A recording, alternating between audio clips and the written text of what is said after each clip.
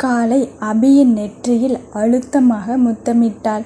அபி அவளை இழுத்து அணைத்தான். மாமா, எனக்கு நேரமாச்சு, நான் கிளம்புறேன். வேலையாட்கள் எல்லாம் வந்திருக்காங்க, அதனால் நீங்கள் இன்னும் கொஞ்ச நேரம் தூங்குங்க. அபி, மணி என்னாச்சு? கவி, 5. அபி, இப்பவே எங்கே போறே? நானும் வருகிறேன். கவி அவனை தடுத்து படுக்க வைத்து, அது முடியாது டார்லிங். அபி, அப்ப நீயும் எங்கேயும் போகக்கூடாது. கவி, சரி. நானும் பாவம் எவ்வளவு நாள் உங்களை பட்டினி போட முடியும்னு நினச்சி என்னால் முடிஞ்ச சின்ன சின்ன முயற்சி எடுத்து என்னை நானே தயாராக்கிட்டு இருக்கேன்.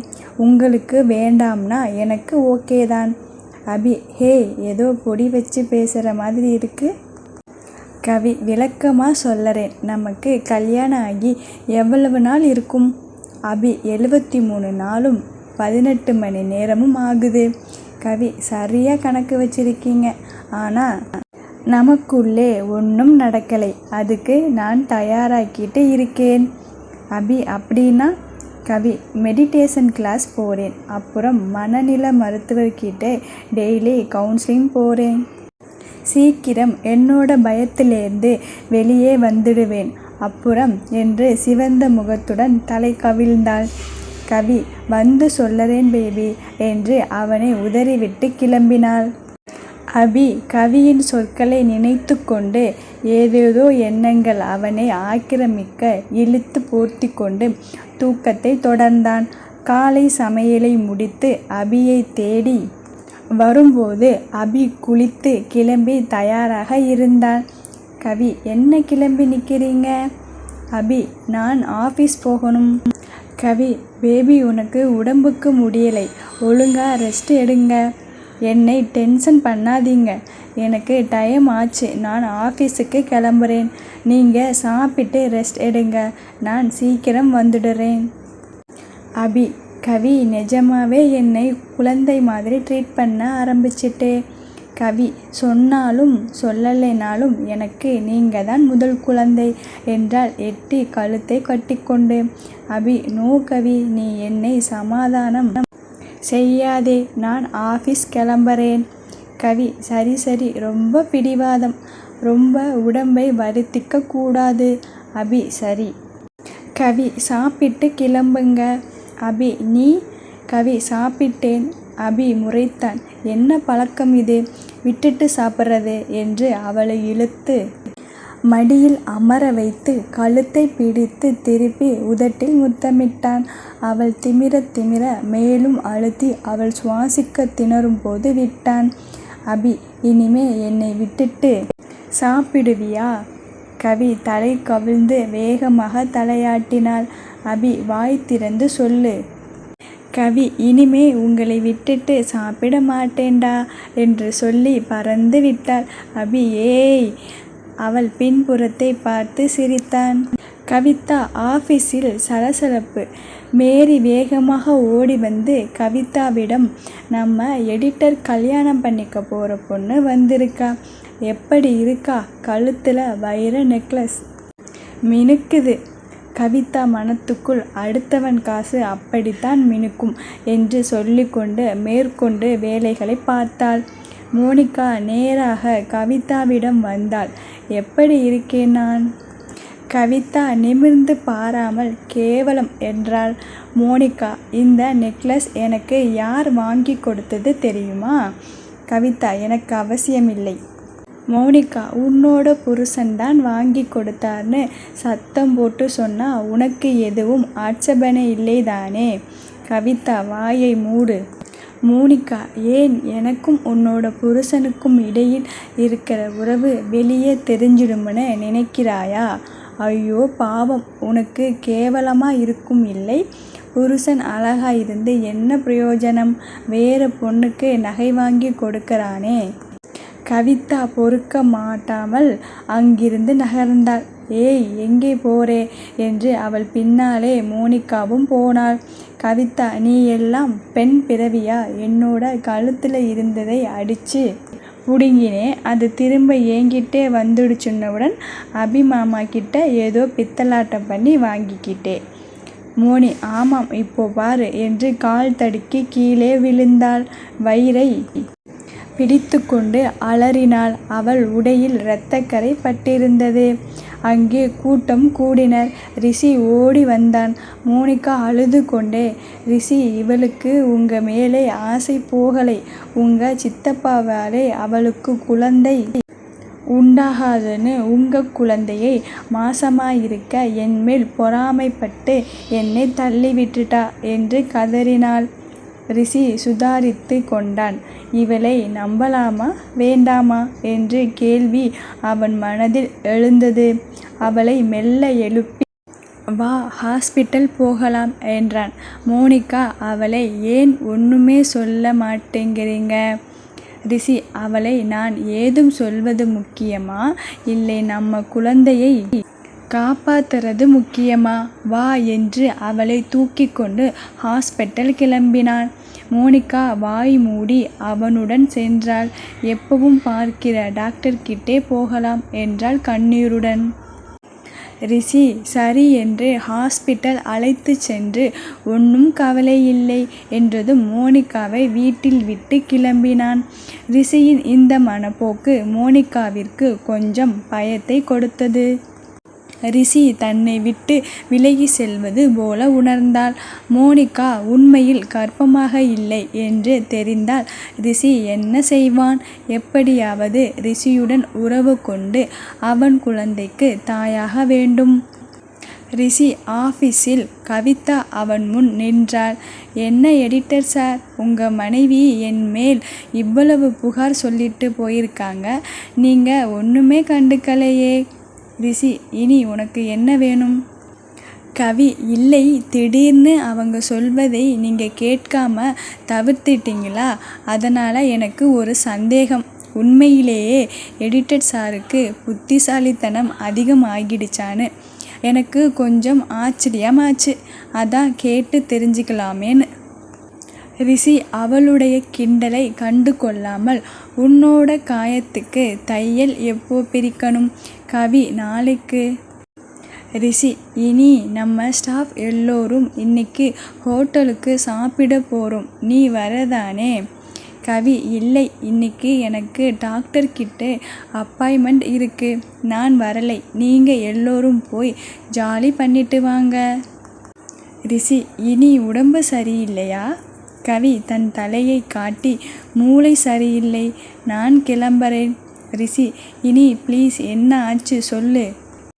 கவி இல்லையப்பா, 2 வருஷத்துக்கு முன்னாடி நடந்த விஷயத்துல எனக்கு மனசுல ஒரு ஆழமான தாக்கம் ஏற்பட்டு இருக்கு.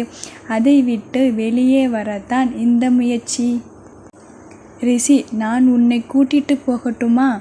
கவி கையெடுத்து கும்பிட்டாள். மறுபடி உன்னோட பொண்டாட்டி என்ன செய்வாளோ விடு என்று கிளம்பினாள். எல்லோரும் டின்னருக்கு கிளம்ப கவி தன் வழியே கிளம்பினாள். எதிரில் பைத்தியக்காரனை போல ஒருவன் கவிதாவை இடித்து கொண்டு போனான். இவனை போன்ற ஆட்கள் இங்கே எதற்கு வருகிறார்கள் என்று அவள் யோசிக்கும் போதே அவன் கையில் இருந்த அந்த பளபளக்கும் கத்தி அவள் கண்ணில் பட்டது. மனது அலாரம் அடிக்க அவன் பின்னாலே ஓடினாள். ரிஷி அங்கே அனைவருடன் பேசிக்கொண்டு நிற்க இந்த பைத்தியக்காரன் ரிஷியை நோக்கி கத்தியை ஓங்க கவிதா குறுக்கே சென்று கத்தியை பிடித்து கொண்டு ரிஷி என்று கத்தினாள்.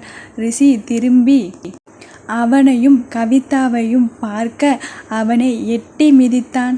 கவிதா கைகளில் இரத்தம் வழிய மயங்கி சாய்ந்தாள். ரிஷி அவளை ஓடி சென்று தாங்கி பிடித்தான்.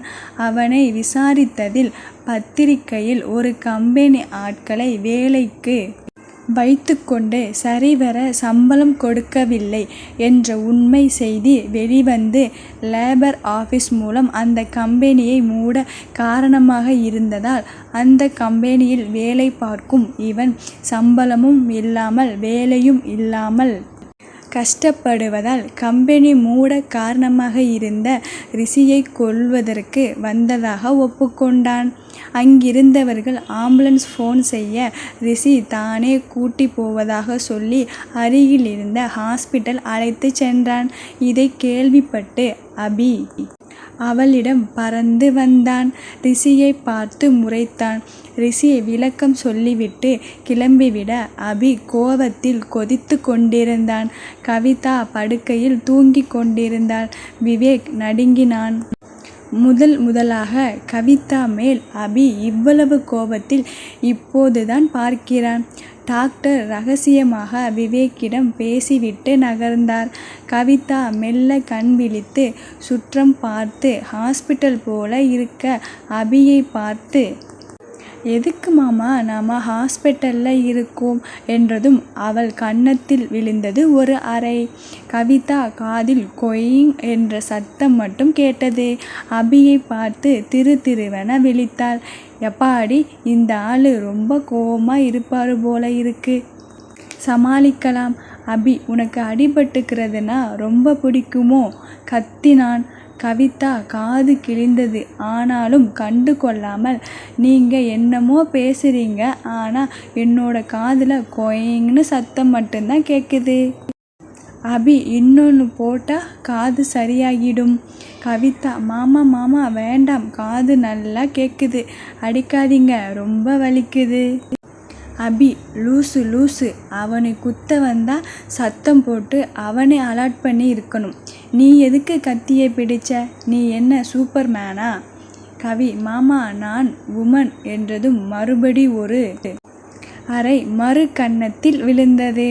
கவிதா 2 கன்னங்களையும் கட்டு போட்டிருந்த கைகளால் மூடிக்கொண்டு, சாரி, நான் பண்ணினது எல்லாம் தப்பு தான், அடிக்காதீங்க. அபி, என்னவெல்லாம் தப்பு பண்ணின சொல்லு. கவி திருவென விழித்தாள். ரொம்ப சாமர்த்தியமாக, நீங்க எதெல்லாம் தப்புன்னு சொல்லுறீங்களோ அதெல்லாம் இனிமே பண்ண மாட்டேன். அபி, கவிதா என்று கத்தினான். அவள் பயப்படவில்லை.